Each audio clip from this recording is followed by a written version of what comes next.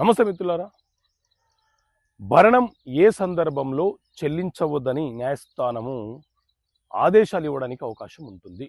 So మిత్రులారా, మన దేశంలో హిందూ మ్యారేజ్ యాక్ట్ 1955 అనే చట్టం అమలులో ఉన్నది. సో ఈ చట్టంలోని సెక్షన్ 25 ఏం చెప్తుంది అని అంటే, ఎవరైనా ఒక జీవిత భాగస్వామి తనని తాను పోషించుకోలేని సందర్భంలో తన జీవన భృతి కోసము భరణం కావాలని చెప్పి న్యాయస్థానంలో పిటిషన్ వేసే హక్కును కలిగి ఉంటాడు. అయితే ఆ భరణం కోరుతూ మనవర్తి కోరుతూ పిటిషన్ ఫైల్ చేసిన సందర్భంలో ఎవరైతే భరణం కోరుతూ న్యాయస్థానంలో కేసు వేశారో ఆ వ్యక్తి యొక్క జీవన స్థితిగతులు, ఆ వ్యక్తి యొక్క ఆదాయము, వీటినన్నిటిని పరిగణంలోకి తీసుకొని ఎంత భరణం చెల్లించాలి అనేది న్యాయస్థానము ఏకకాల పద్ధతిలో చెల్లించాలా లేకపోతే వాయిదాల పద్ధతిలో చెల్లించాలా అనే అంశాన్ని కూడా నిర్ణయిస్తుంది.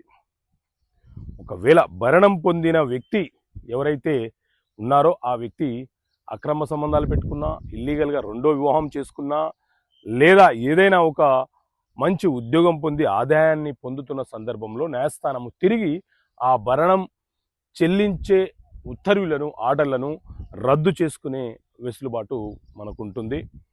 సో ఇలాంటి సందర్భం వస్తే భరణం మాత్రం రద్దయిపోతుంది. ఓకే మిత్రులారా, థ్యాంక్ యూ. జై హింద్.